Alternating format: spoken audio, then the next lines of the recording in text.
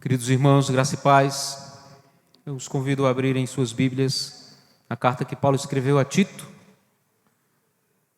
capítulo 1.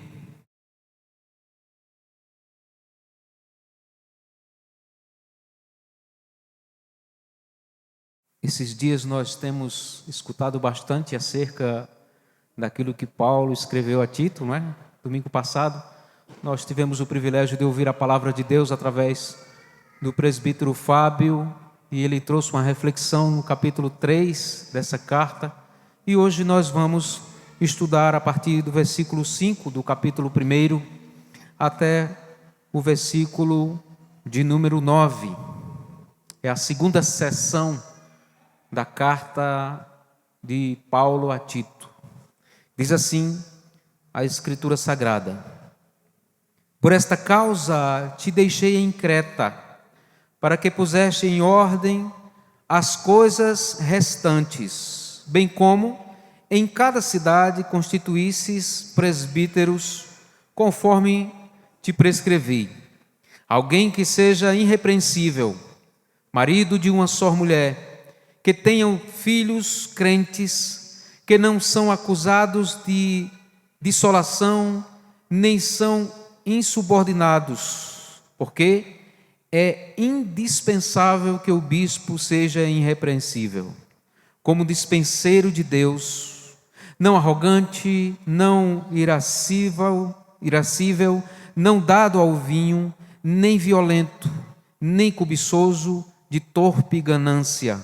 Antes, hospitaleiro, amigo do bem, sóbrio, justo, piedoso, que tenha domínio de si, apegado à palavra fiel, que é segundo a doutrina, de modo que tenha poder tanto para exortar pelo reto ensino, como para convencer os que o contradizem. Amém. Que Deus aplique nos nossos corações a sua preciosa palavra. Antes de nós pensarmos e meditarmos nesse texto que nós acabamos de ler, é interessante nós fazermos algumas lembranças daquilo que nós já vimos na primeira sessão dessa carta, onde Paulo se apresenta como servo de Deus e apóstolo de Cristo, dizendo com isso que ele não vai trazer algo dele mesmo, mas que vai trazer algo da parte de Deus, como fizeram os profetas, como fez o rei Davi, como fizeram os homens do Antigo Testamento. Ele está dizendo assim: olha, o que eu vou ensinar para vocês não é algo que vem de mim, não é um pensamento meu, mas é aquilo que Deus quer que eu passe ou repasse para vocês.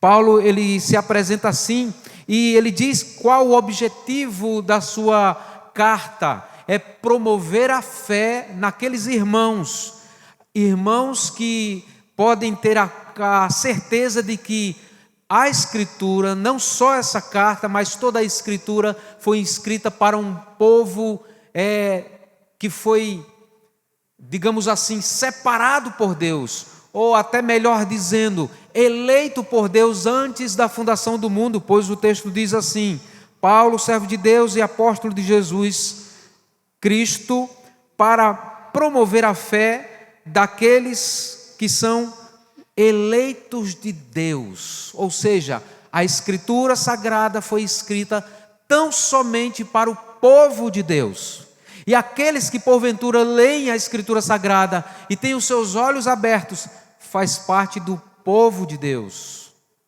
Aí Paulo trata também no seu início, na sua introdução, da esperança que nós podemos ter em Cristo Jesus, uma esperança que vai nos levar à vida eterna. Paulo vai também nos dizer que nós precisamos crescer na maturidade, quando ele fala aí no seu texto de termos uma vida piedosa, ou seja, sermos maduros. A igreja precisa ser composta de pessoas maduras, não imaturas. E agora, nessa segunda sessão, ele vai dizer o porquê a igreja, ou pelo menos ele vai apresentar um dos pontos pelos quais nós precisamos entender que nós, que fazemos parte da membresia do corpo de Cristo, da igreja do Senhor, precisamos ser maduros. Agora ele vai tratar justamente da liderança da igreja. E nós não podemos escolher a liderança da igreja sem que sejamos maduros. Os imaturos vão escolher de qualquer forma ou por qualquer motivo. Eu não sei se isso já aconteceu aqui, acredito que sim, porque já aconteceu em todas as igrejas. De alguém votar num ministro, votar num oficial da igreja porque ele é parente. Eu vou votar em fulano porque ele é meu parente, é meu primo, é meu irmão, é meu pai, é meu sobrinho, é meu filho. Eu gosto dele, é uma pessoa inteligente, é uma pessoa que é do meu grupo, então eu vou votar nele. Isso é imaturidade. A igreja está sendo imatura, se não irresponsável, porque está colocando para liderar a igreja do Senhor homens que muito provavelmente não estão preparados, não estão capazes, não são capazes de conduzir a igreja do Senhor. Então Paulo, ele tem esse cuidado, e por isso que ele inicia a nossa sessão de hoje, no versículo 5, dizendo: por esta causa te deixei em Creta, com essa missão, para que pusestes em ordem as coisas restantes. Se nós sabemos, irmãos, da responsabilidade que temos de organizarmos as nossas casas, imagine a responsabilidade que temos de organizarmos a casa de Deus. Todos nós temos a responsabilidade de termos as nossas casas organizadas, as nossas famílias organizadas, todos nós. Mas muito mais, precisamos pensar justamente nisso. Não podemos ter uma comunidade de crentes, a igreja do Senhor, desorganizada, largada, desprezada, entregue aos homens que não são capazes ou que não foram escolhidos e separados por Deus para conduzir o seu rebanho. Então Paulo diz que foi por essa causa, pensando exatamente nisso, que ele deixou Tito responsável para organizar as coisas. E olha só o que ele diz: te deixei em Creta para que pusestes em ordem as coisas restantes, bem como em cada cidade constituísses presbíteros. Alguém, talvez que esteja chegando à nossa igreja, possa dizer o seguinte: eu pensava que essa coisa de presbítero só acontecia na igreja presbiteriana, não é? Mas não é isso. Essa coisa de presbítero acontece faz muito tempo. E olha, o que é interessante aqui, irmãos, a observação do texto é que o nome presbíteros está no plural. Paulo está dizendo a Tito que ele deve deixar em cada cidade presbíteros constituídos, ou seja, para nós presbiterianos, conselho. Cada cidade, cada igreja, cada comunidade deve ter um conselho formado por presbíteros, que tanto podem ser presbíteros regentes, como presbíteros docentes. Muito bem. Então Paulo, ele tem esse cuidado de orientar a Tito que cada igreja precisa ter uma liderança formada de presbíteros. Agora, estes presbíteros não podem ser escolhidos de qualquer forma. Estes homens que vão conduzir a igreja do Senhor não podem ser qualquer pessoas. Eles precisam ter algumas características que são exigências de Deus, já que Paulo escreve inspirado pelo Espírito Santo.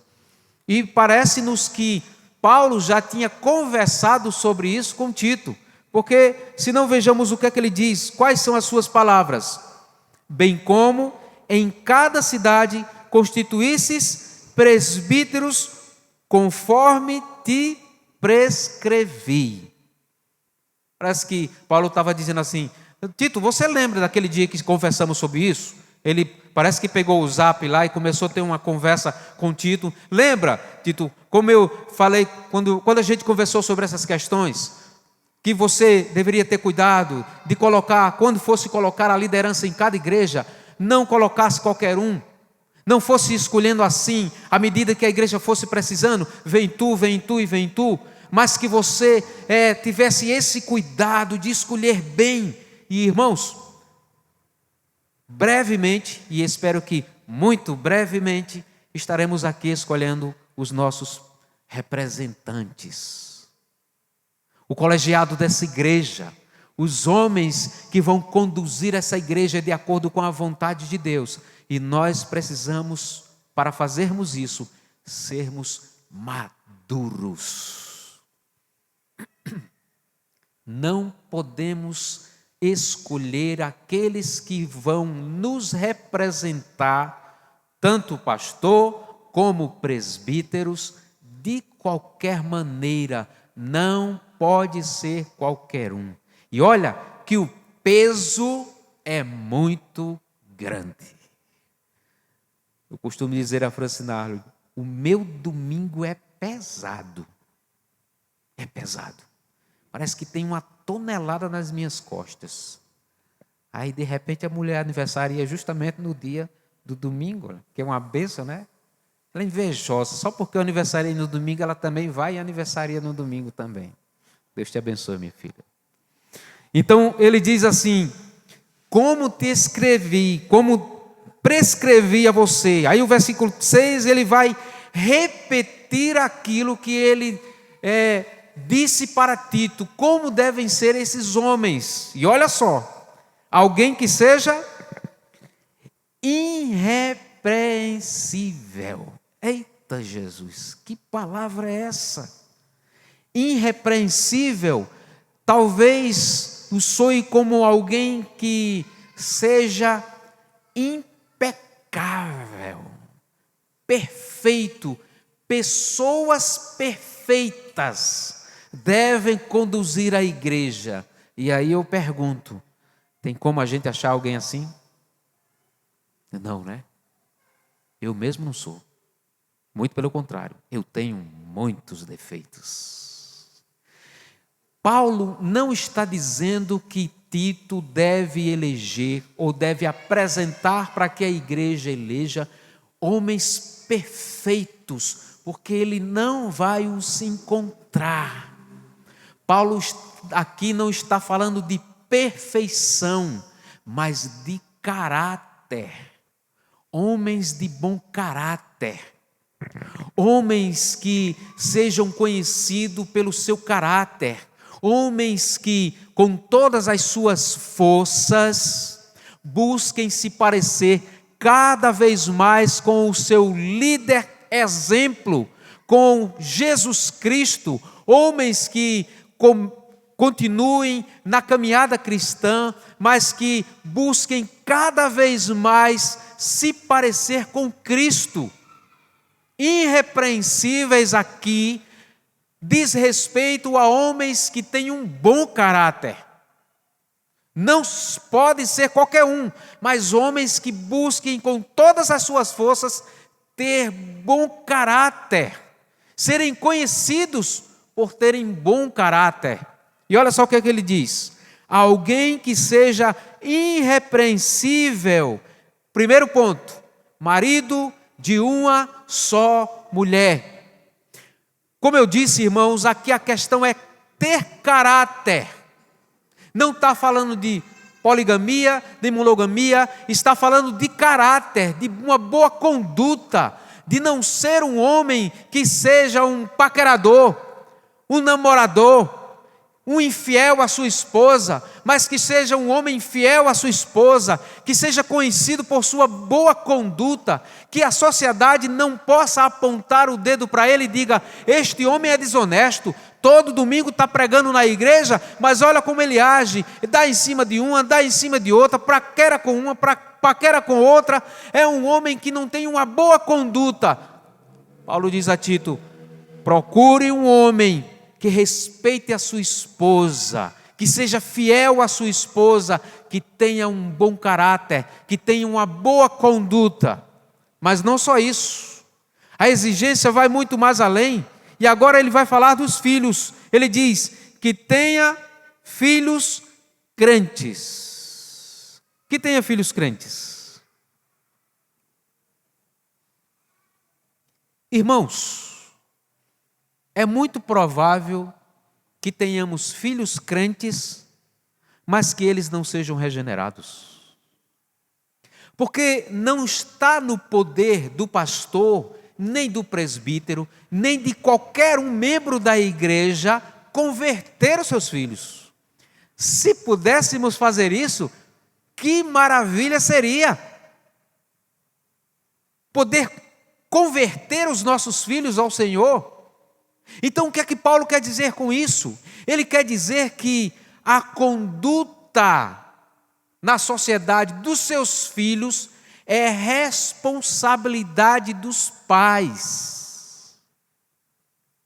Por exemplo, tem coisa mais estranha do que um presbítero de uma igreja ou um pastor que não trouxe para apresentar ao batismo os seus filhos? Eu lembro-me que quando eu tinha acho que uns 2, 3 anos que tinha passado da igreja batista, tinha deixado de estar na batista para ser presbiteriano,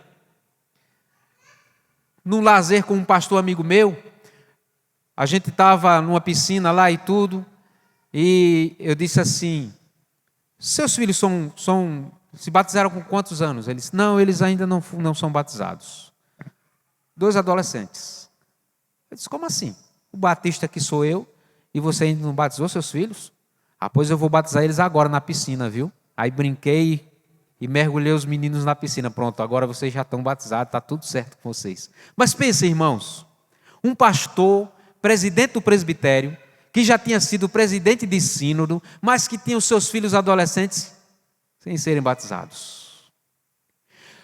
Paulo está dizendo a Tito que é responsabilidade do pastor e do presbítero, dos homens que irão governar a igreja do Senhor, que tenham os seus filhos na igreja. Traga esses meninos para a igreja. Olha só o que ele diz: que tenha filhos crentes, que não são acusados de dissolação, de serem imorais, de praticarem coisas erradas na cidade, na sociedade, nem são insubordinados. Ou seja, os filhos devem ser submissos aos pais, os pais devem exercer autoridade sobre os filhos. Como eu já disse, nós não temos o poder de converter os nossos filhos, mas enquanto eles estiverem na nossa casa, sob a nossa responsabilidade, eles devem ser trazidos para a igreja, incentivados a vir à igreja, a frequentarem a casa do Senhor, a se envolverem com as coisas de Deus. Ah, não quero ir hoje não, quer não, mas vai. Guilherme fica olhando de lado ali. Mas vai, tem que ir. Nós precisamos, irmãos, fazer isso, porque somos responsáveis pelas nossas casas. Ensina o teu filho como ele deve andar, para que quando ele cresça, não venha se desviar dos caminhos do Senhor. É responsabilidade nossa. Que coisa horrível ter um presbítero, ter um pastor que não traz os seus filhos de menor para a igreja, para participar das coisas do reino de Deus, para exigir deles bom comportamento na cidade, na escola. Nós somos responsáveis pelos nossos filhos, e não só os presbíteros e pastores. Claro que não. Você não deve ser, os únicos que devem ser exemplo na igreja não são os presbíteros e pastores. Aqui é exigido, porque são eles que vão governar a igreja, mas todo crente, toda mãe crente, todo pai crente deve ter os seus filhos na disciplina, deve governar sobre eles e não ser governado por eles. Trazê-los, vai arrastado pela orelha, mas vai. Eu lembro quando eu era criança, meu pai era um homem crente, porque muitas vezes eu o vi lendo a Bíblia de madrugada, fazendo suas orações, ajoelhado no canto da cama, mas ele tinha uma falha grave. Não gostava de congregar. Não gostava, infelizmente, ele não gostava. Na verdade, ele não gostava nem de sair de casa, só saía de casa para ir trabalhar. Já minha mãe, não. Minha mãe era a igreja, o que tivesse na igreja, ainda hoje, quando ela pode, que já tem 89 anos, ainda frequenta a igreja.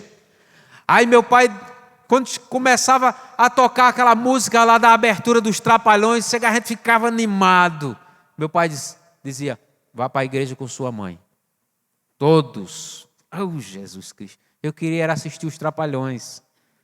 Mas não, porque minha mãe levava todos. 12 filhos. Infelizmente, faz 18 anos, não vai mais. Faz 18 anos, não vai mais. Alguns ficaram, outros infelizmente não permaneceram. Mas enquanto estiveram lá, sob o governo deles, vão para a igreja. Tem que ir para a igreja.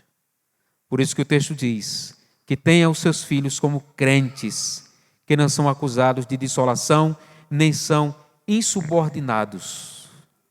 Aí ele repete no versículo 7, porque é o quê? A igreja toda lê o versículo 7?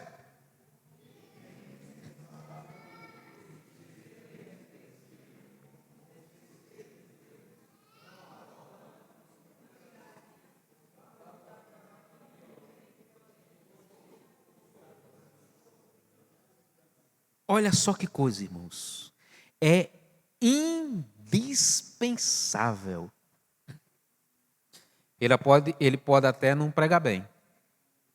Ele pode até não ter certas habilidades para as reformas da igreja. Mas é indispensável algumas coisas aqui. Olha só. Porque é indispensável que o bispo, que o pastor, que o presbítero, que o oficial da igreja seja irrepreensível. Novamente. Perfeito. Ou seja, que busque com todas as suas forças ser alguém correto naquilo que foi posto a fazer, nas responsabilidades que foram dadas para ele. Agora olha só, que ele seja irrepreensível como o quê?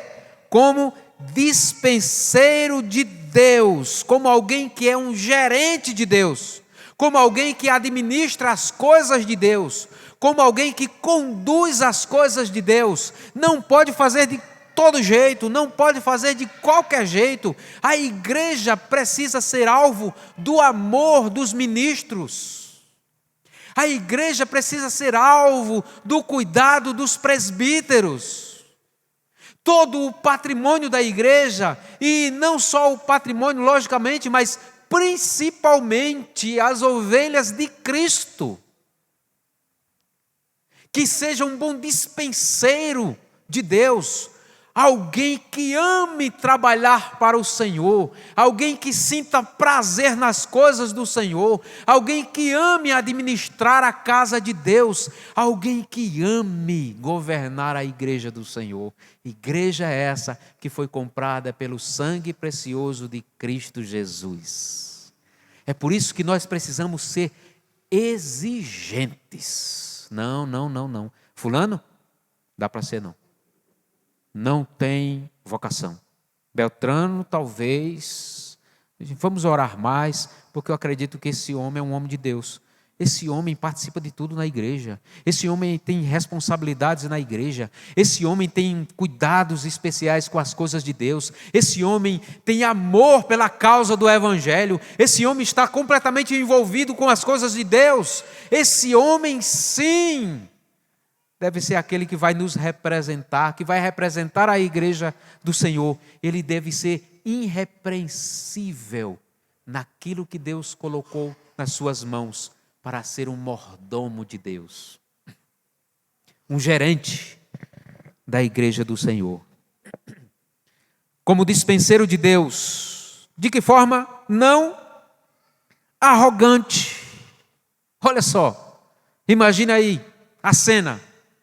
Alguém que se acha o portador da total doutrina e da sã doutrina, que conhece tudo e que não permite ser ensinado em nada por ninguém, que acha-se perfeito, que tem o domínio de tudo e que, não, eu não preciso aprender mais nada.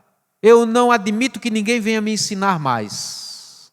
Eu estou aqui para ensinar, não para ser ensinado. Isso é arrogância. Nós não podemos escolher pessoas assim para serem aqueles que irão nos representar na igreja do Senhor, perante o Senhor. Alguém que não seja arrogante, que não seja irascível, ou seja, alguém que se ire com qualquer coisa. Alguém já disse com muita propriedade, usando como exemplo, o seguinte: o presbítero da igreja, o pastor da igreja pode ser alguém que tem nas suas mãos ou uma granada ou um vidro temperado. A granada já está armada e qualquer pancadinha que der nela vai explodir. E aí quem estiver ao seu redor vai ser atingido. Ou seja, qualquer coisinha que atinja o presbítero, qualquer coisinha que atinja o pastor, ele explode na mesma hora. Mas o homem de Deus precisa ser como alguém que tem nas suas mãos um vidro temperado. Porque se alguém jogar algum objeto na direção daquele vidro, ele vai impedir que aquele objeto passe, mas que esteja protegendo aqueles que estão à sua volta. Ou seja, que esteja preparado para ser atingido por qualquer coisa e que se demore na sua ira. Aliás, a palavra de Deus diz que nós, em alguns momentos, vamos nos irar, mas ela diz também que nós devemos se irar, ou se porventura nós viermos a se irar, que não venhamos a pecar. E aí é uma coisa difícil de se fazer, né? Geralmente, quando a gente se ira, a gente peca. Então, isso quer dizer que nós precisamos prestar muita atenção e ter muito equilíbrio. Mas olha só, o que ele vai nos dizer ainda mais? Não dado ao vinho. E é claro, irmãos, que Paulo não está dizendo aqui a Tito que um presbítero não possa tomar uma taça de vinho, sobretudo com sua esposa, ou o pastor. Mas ele está dizendo aqui que este homem deve ser sóbrio, atento, está alerta em todos os momentos, esperto. Não ser dado ao vinho quer dizer que esse homem não pode estar embriagado em pensamentos que não traga para ele equilíbrio suficiente para agir no momento certo, na hora certa, da forma certa. E ele vai e caminha muito mais e diz: nem violento, nem cobiçoso, de torpe ganância. Ou seja, o homem de Deus não deve achar, por exemplo, que o dinheiro da igreja é algo que pode ser dele. Ser ganancioso, fazer uma carreira brilhante como pastor da igreja, ganhar um salário extraordinário que possa proporcionar a ele e a sua família luxos e mais luxos. E infelizmente nós vemos isso acontecendo em muitas comunidades. Homens que estão ali para sugar o dinheiro da igreja, para tomar o dinheiro dos fiéis, para enganar o povo. E Paulo vai tratar deste tipo de homens aqui também, dos falsos mestres, homens gananciosos que enganavam a igreja do Senhor. E infelizmente nos nossos dias não é diferente. Aí sim, no versículo 8 ele diz algo interessante. Primeiro ele diz aquilo que estes homens não devem ser, como eles não devem ser. Agora ele vai dizer como estes homens devem ser. Olha só o versículo 8. Antes, hospitaleiro, amigo do bem, sóbrio, justo, piedoso, que tenha domínio de si. Primeira observação, hospitaleiro. Por quê? Muito provavelmente naquela época em que Paulo escreve essa carta, muitos missionários andavam pregando e ensinando o evangelho em muitos lugares e careciam de pessoas hospitaleiras para recebê-los nas suas casas. Então, ele está dizendo que estes homens, os presbíteros, os líderes da igreja, precisam ser pessoas assim, abertas para receber os viajantes. Agora, sobretudo, que tenham um coração hospitaleiro. Não só abrir a casa para receber pessoas que vêm de fora para pregar o evangelho, mas, sobretudo, que tenha um coração aberto para receber as pessoas. Nós, os ministros de Deus, temos a responsabilidade de cuidar do rebanho do Senhor. E precisamos estar preparados, com os nossos corações abertos, hospitaleiros, para receber a demanda de cada pessoa, para receber as pessoas com suas tristezas, com suas mágoas, com suas decepções. Nós precisamos apacentar o rebanho de Deus. E sem sermos hospitaleiros, não iremos conseguir fazer isso. Amar as ovelhas, como diz o outro, ter cheiro de ovelha. Receber sem distinção. Até aquelas ovelhinhas trabalhosas. Não tem aquelas ovelhinhas trabalhosas? Tem pastor trabalhoso também. Tem pastor, como diz aqui no Nordeste, nó cego. Talvez, inclusive, em alguns momentos eu já tenha sido assim. Muito provavelmente. Não é? Mas tem umas ovelhinhas que dão trabalho tão grande. Essas devem ser alvo ainda mais do amor dos pastores e dos presbíteros. Nós não podemos expulsar ninguém. Nós precisamos ir buscar as pessoas, trazê-las de volta, sermos hospitaleiros, organizarmos a casa do Senhor. Olha só, irmãos. Antes, hospitaleiro, amigo do bem, que gosta das coisas que andam bem, sóbrio, justo e agora sim, piedoso. Alguém que busque com todas as suas forças parecer com Cristo. Quantas histórias nós não ouvimos de experiências de missionários, não é? Que contam que um dia estiveram numa tribo indígena, falando sobre Jesus, pregando sobre Jesus. Aí os índios dizem assim: esse Jesus já esteve aqui. Aqui? Como assim? Jesus já esteve aqui? Já. Era outro nome que ele usava, mas ele já esteve aqui. Ou seja, o missionário anterior parecia-se tanto com Cristo, era tão piedoso, que os índios achavam que estes missionários de agora estavam falando dele. Assim devem ser os presbíteros da casa do Senhor, os pastores da casa do Senhor, homens piedosos. E se na sessão anterior nós aprendemos que a piedade escrita ali diz respeito à maturidade cristã, aqui da mesma forma nós podemos seguir ou devemos seguir a mesma regra, entendendo que nós, ministros do Evangelho, nós, presbíteros da casa do Senhor, devemos ser pessoas piedosas, maduras, que se parecem cada vez mais com Cristo, o nosso Salvador. Louvado seja o seu nome.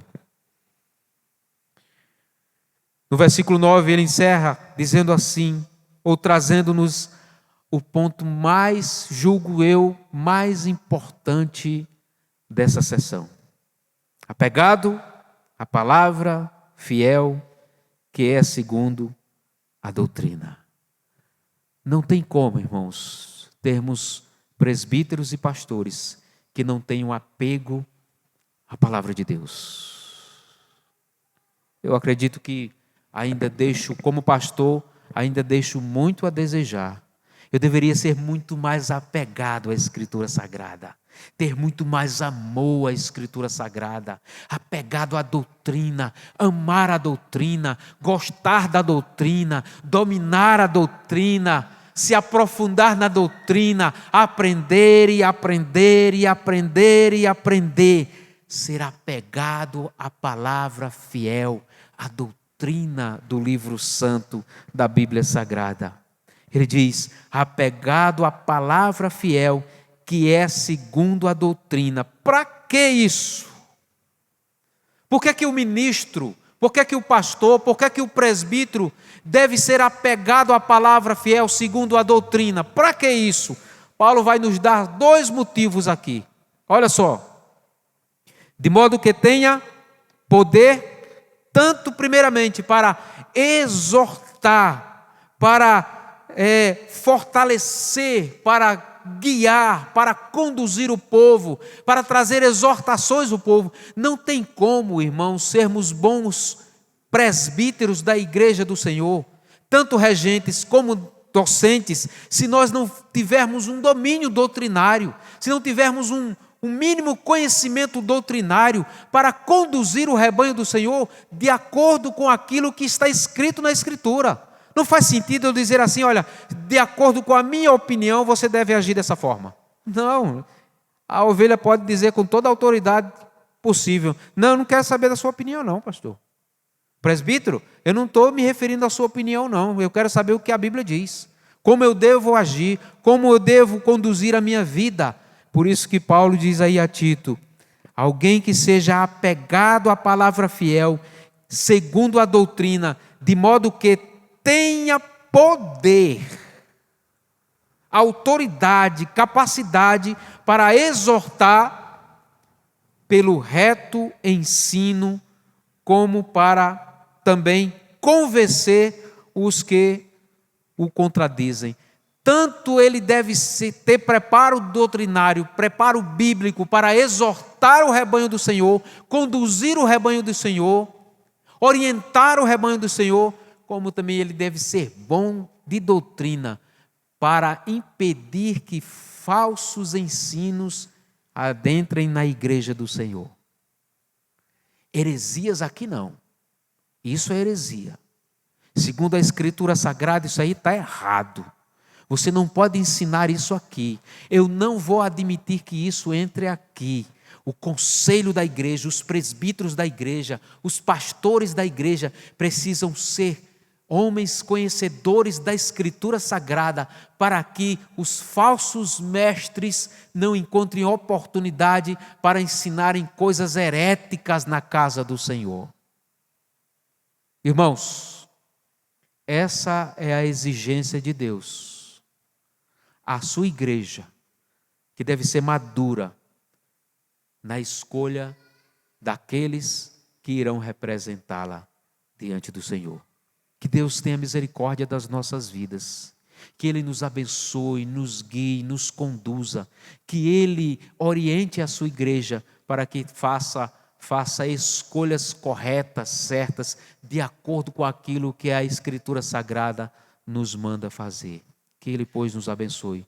Feche os seus olhos, vamos orar.